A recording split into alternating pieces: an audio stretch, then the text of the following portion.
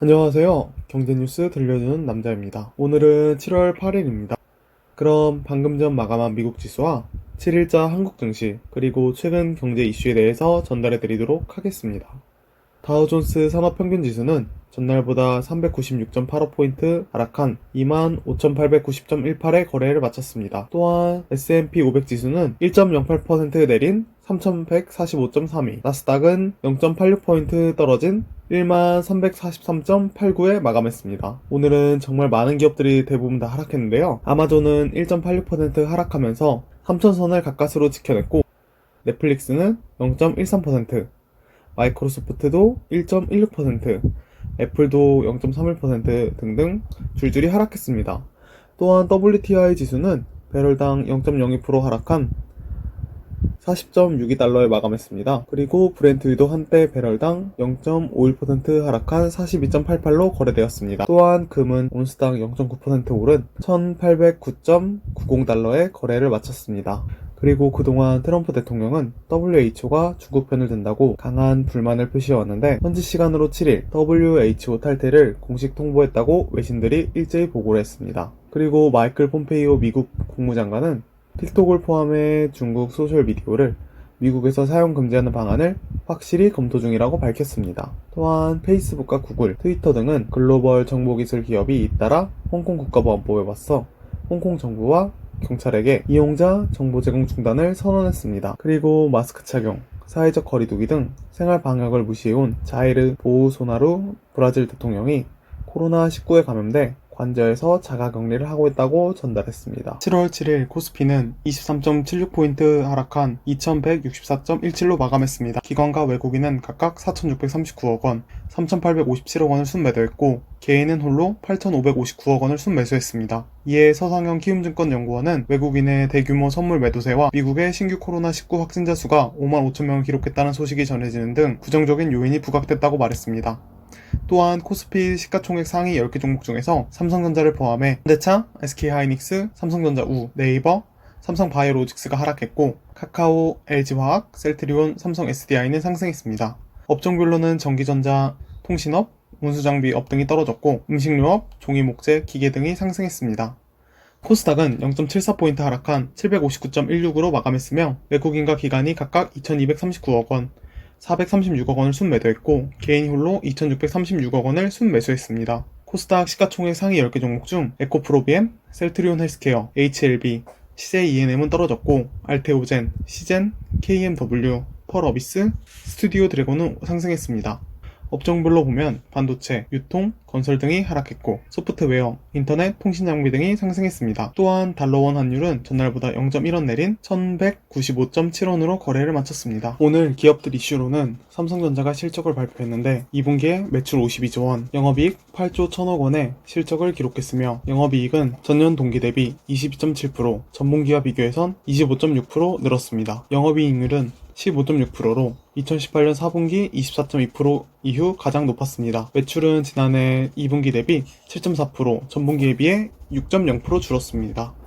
반도체 부문이 전체 3분의 2에 해당하는 5조 4천억 원 안팎의 영업이익을 거두며 버팀목 역할을 했으며, 무려 시장의 예상보다 1조 5천억 원이 많은 2분기에 8조 원의 영업실적을 발표하며 어닝 서프라이즈를 발표했지만, 삼성전자는 2.91% 하락하며 마감을 했습니다. 또한 SK바이오팜은 3거래일 연속 상한가를 기록하며 7일 장에서도 어디까지 오를지 많은 관심을 받았는데 21만 9천 원으로 거래를 시작해서 장중에 26만 9,500원, 25.64%까지 상승하였으나 외국인들의 차익 실현 매물로 인해 21만 6,500원, 0.93% 상승한 채로 오늘 장을 마감했습니다.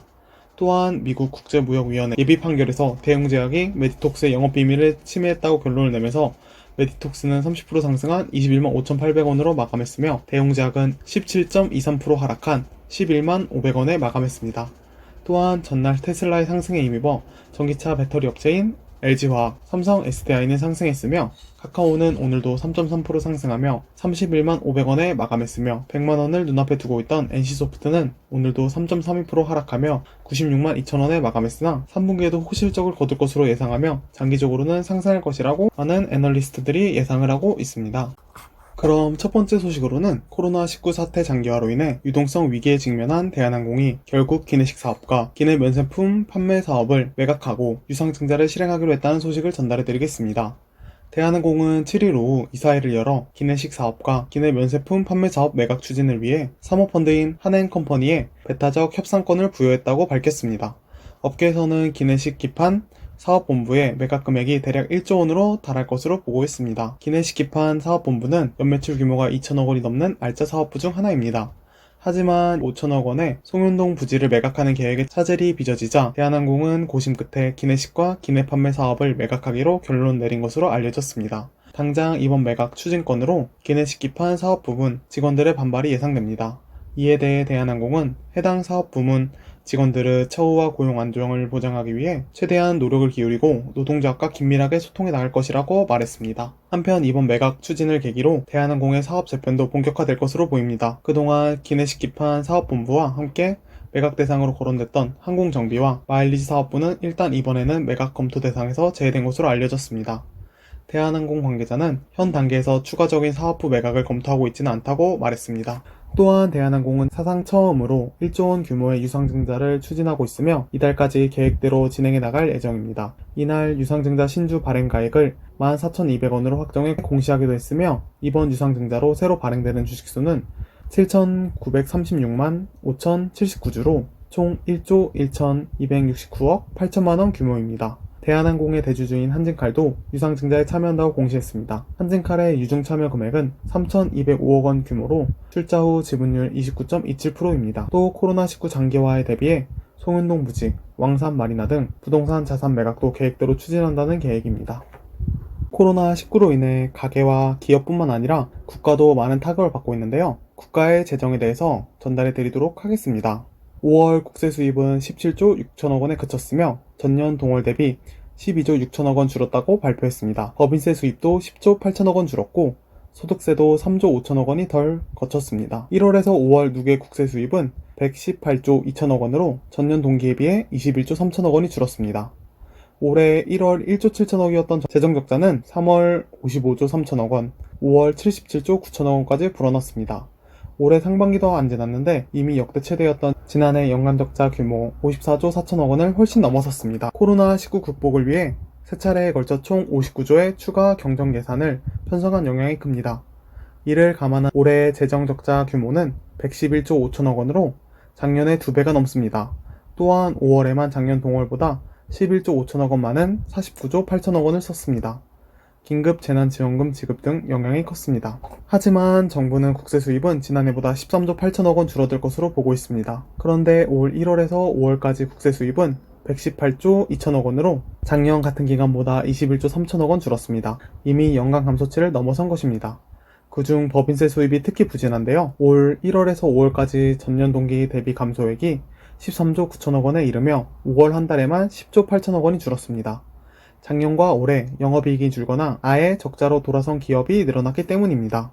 금융정보업체 FN 가이드에 따르면 올 2분기 유가증권시장 상장사 153곳의 영업이익은 작년 동기보다 23.3% 감소할 것으로 예상됩니다. 이에 홍기용 인천대 경영학부 교수는 코로나19 확산이 계속되고 있어 하반기에도 내수가 살아나기 어려운 상황이라며 올해 내내 세수 부진이 계속돼 지난해 대비 20조 원 넘게 감소할 것으로 보인다고 말했습니다. 또한 김정식 연세대 경제학부 명예교수는 세수 부진을 타개하려면 경제 활력을 살리는 수밖에 없으며 기업 투자 활성화가 중요하고 이를 위해 불합리한 규제를 풀고 생산성을 높이는 정책을 마련해야 한다고 말했습니다. 최근 정 부회장은 지난 5월 13일 삼성 SDI 천안 사업장을 찾아 이재용 삼성 부회장을 만났으며 지난달 22일에는 구광모 LG그룹 회장과 함께 충북 청주시에 있는 LG화학 오창 1 공장에서 만났으며 오늘 7월 7일에는 충남 서산에 있는 SK이노베이션 배터리 생산 공장을 방문해서 최태원 회장과 만남을 가지는 등 국내 배터리 3사와 만나서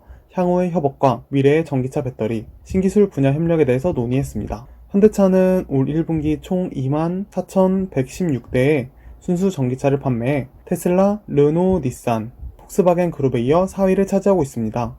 2022년까지 총 44종의 친환경차를 선보일 예정이며 이 중 절반이 넘는 23종을 순수 전기차로 출시할 계획입니다. 또한 도심 항공 모빌리티, 로보틱스, 인공지능, 자율주행, 빅데이터 등 차세대 혁신기술 개발을 가속화해 지속성장 동력을 확보하는 동시에 인류의 삶을 보다 가치있게 만들고 고객에게 새로운 경험을 제공하는 기업으로 거듭난다는 구상입니다. 현대차 그룹 관계자는 현대기아차는 세계 최고 성능의 전기차에 필요한 최적화된 배터리 성능 구현을 위해 연관 기술을 연구하고 있다며, 이번 방문은 향후 전기차 전용 모델에 탑재될 차세대 고성능 배터리 개발 현황을 살펴보고 미래 배터리 및 신기술에 대한 개발 방향성을 공유하기 위한 차원이라고 말했습니다.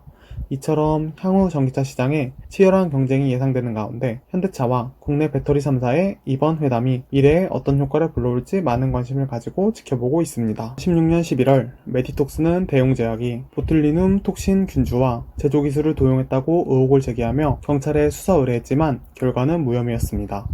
대웅제약이 2017년 5월 FDA에 품목 허가를 신청하자 한 달 후 메디톡스는 미국 법원에 대웅제약을 기술 도용 혐의로 제소하고 국내에서도 민사소송을 제기했습니다. 하지만 2018년 4월 미국 법원은 메디톡스 측의 제소를 기각했습니다. 이에 메디톡스는 지난해 1월 미국 엘러간과 손잡고 대웅제약과 대웅제약의 미국 파트너사 에볼루스를 ITC에 제소했습니다. 이 결과가 현지 시간 6일 ITC는 대웅제약이 메디톡스의 영업비밀을 침해했다고 예비 판결했습니다. 앞서 지난해 1월 메디톡스가 ITC의 대웅제약의 보툴리눔 톡신 제제 나보타가 메디톡스의 보툴리눔 톡신 균주와 제조 기술을 도용했다고 제소했는데 ITC가 이에 대해 예비 판결을 내린 것입니다. 또한 대웅제약의 나보타가 미국 관세법을 위반한 결과물이라고 보고 10년간 미국 시장 수입 금지 명령을 내릴 것을 ITC 위원회에 경고했습니다. ITC 위원회는 예비 판결 결과를 검토해 11월 최종 판결을 내리고 미국 대통령이 이를 승인하면 최종 확정됩니다. ITC의 예비 판결대로 따르면 대웅제약 나보타는 2조 원 규모에 달하는 미국 시장에서 철수할 위기에 놓이게 됐습니다. 7조 원으로 추산되는 글로벌 보톡스 시장에서 미국은 가장 중요한 시장으로 꼽히는데요. 지난해 2분기부터 미국 시장에서 판매된 나보타는 첫 분기 매출 28억 원을 올린 뒤 매분기 매출 150억 원 가량을 유지해왔습니다. 대웅제약은 명백한 오판이라며 반발했습니다. 대웅제약 관계자는 미국 자국 산업 보호를 목적으로 한 정책적 판단으로 보인다. ITC의 예비 판결은 그 자체로 효력을 가지지 않는 권고사항에 불과하다고 일축했습니다. 대웅제약은 ITC로부터 공식 결정문이 오는 대로 검토해 이의 절차를 진행할 계획입니다. 반면 메디톡스는 ITC 판결 결과를 바탕으로 국내에서 진행 중인 민 형사소송에도 힘을 실겠다는 입장이며, 이번 판결과는 별도로 무허가 원액을 사용했다는 혐의로 지난달 식품의약품안전처로부터 품목 허가 취소 제재를 받았습니다. 국내 시장 판매 여부가 불투명한 상황입니다. 최근 SK바이오팜의 열기로 신규 상장주들의 관심이 정말 많아지고 있는데요. 오늘은 상장을 준비 중인 회사 하나를 소개시켜드리려고 합니다. SKIE 테크놀로지는 예상 기업 같지만 최소 5조 원에 달해 2021년 대어로 주목받고 있습니다.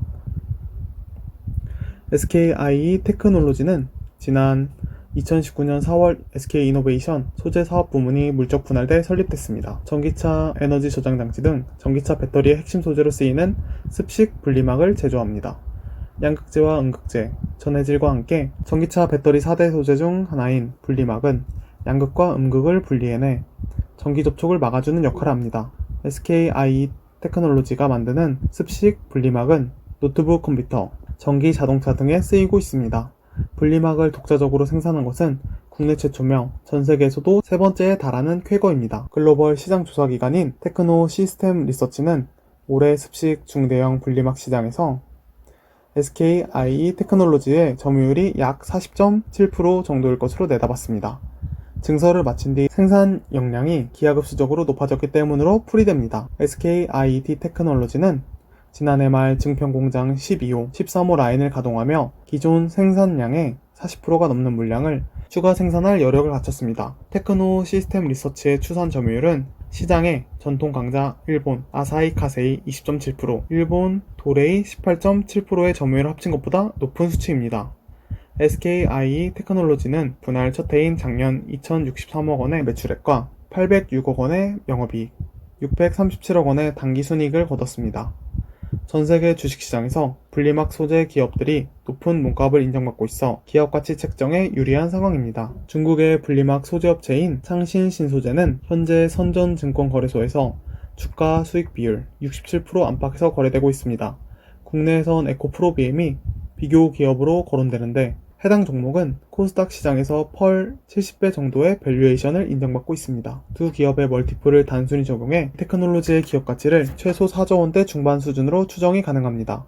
대부분의 국내 IB들은 전기차를 비롯한 전방 시장의 성장성을 감안해 입찰 과정에서 5조 원 안팎의 기업 가치를 제시했습니다. 입찰에 참여한 IB 업계 관계자는 모 회사가 50년 가까이 축적해온 화학기술, 나노기술을 내세워 분리막 시장에서 입지를 키우기 시작했다며 사실상 내년 유가증권시장 대여 자리를 점치고 둔 기업 중에 한 곳이라고 말했습니다. 오늘은 이처럼 다양한 경제 소식들을 전달해드렸습니다. 오늘 하루도 화이팅 하시고요. 어제보다 발전된 오늘이 되셨으면 좋겠습니다. 감사합니다.